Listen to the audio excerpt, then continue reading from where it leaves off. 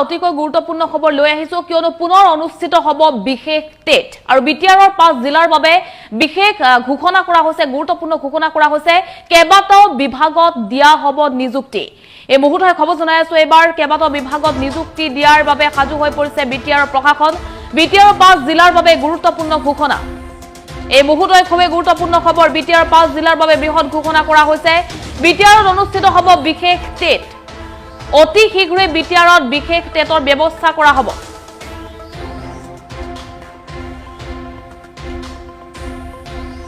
আৰু এমাহৰ ভিতৰত নতুন নিযুক্তি দিয়াৰ কথাও ঘোষণা কৰা হৈছে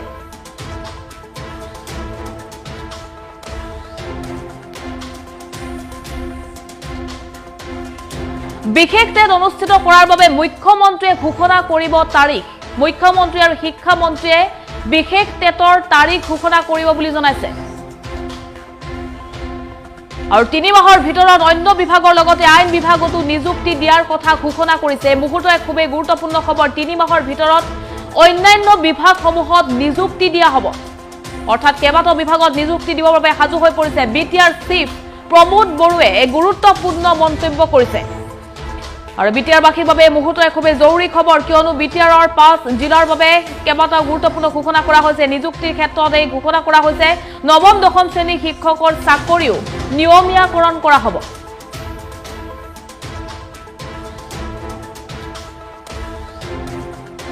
আৰু বিটিআৰ চিফ প্ৰমোদ বৰুৱে বৃহৎ মন্তব্য কৰিছে বিশেষ টেট অনুষ্ঠিত কৰাৰ বাবে মুখ্যমন্ত্ৰীয়ে ঘোষণা কৰিব তাৰিখ আৰু 3 মাহৰ ভিতৰত অন্যান্য বিভাগসমূহৰ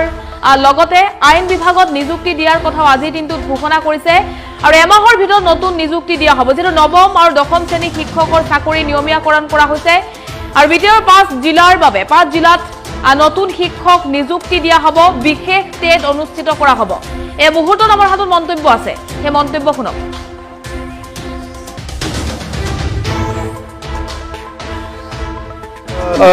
মই প্ৰথমতে কংগ্ৰেচুলেশ্যন জনাইছো যে 22 বছৰ বিভিন্ন ঘাট প্ৰতিঘাতৰ মাজত আহি আজি 99ৰ শিক্ষকবিলাকে চাকৰিটো ৰেগুলাৰ হ'বলৈ এটা পৰিৱেশ পাইছে আমি ৰেগুলাৰ কৰিছোঁ ইয়াৰ কাৰণে মই প্ৰথমতে ধন্যবাদ জনাইছো আমাৰ অসমৰ মুখ্যমন্ত্ৰী ডক্টৰ হিমন্ত বিশ্ব শৰ্মা ডাঙৰীয়াক তেখেতে আমাক গাইড কৰিলে আৰু 1.5 বছৰ আমি বিভিন্ন মেল মিটিং কৰি আলোচনা বিলোচনা কৰি আজিৰ পৰা ফেজ ওয়াইজত 99ৰ শিক্ষকসকলৰ আমি চাকৰিটো ৰেগুলাৰ কৰাৰ কাৰণে পদক্ষেপ লৈছোঁ আৰু আজি যিমানখিনি মহিলাসকল আছে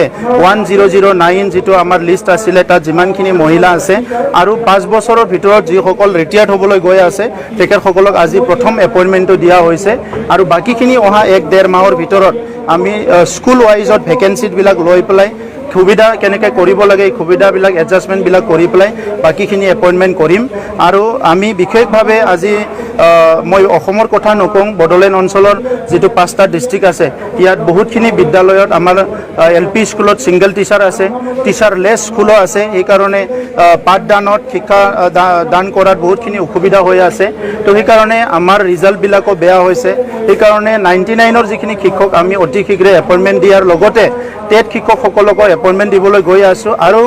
স্পেচিয়েল টেট পাতাৰ কাৰণে ইতিমধ্যে অসমৰ মুখ্যমন্ত্ৰী আৰু শিক্ষামন্ত্ৰী ডাঙৰীয়াৰ লগত আলোচনা হৈছে তেখেতসকলে অতি শীঘ্ৰে এটা ডেট এনাউন্স কৰিব এটা প্ৰচেছ এটা এনাউন্স কৰিব লগে লগে আমাৰ তাত স্পেচিয়েল এটা টেট হ'ব আৰু ইয়াৰ পিছত যিমানখিনি ভেকেন্ট পোষ্ট আছে আমি সেইখিনি ফিল আপ কৰিব পাৰিম বিশেষভাৱে এই বছৰ আমাৰ চিৰাং জিলাৰ ৰিজাল্টটো বহুত বেয়া আৰু আমাৰ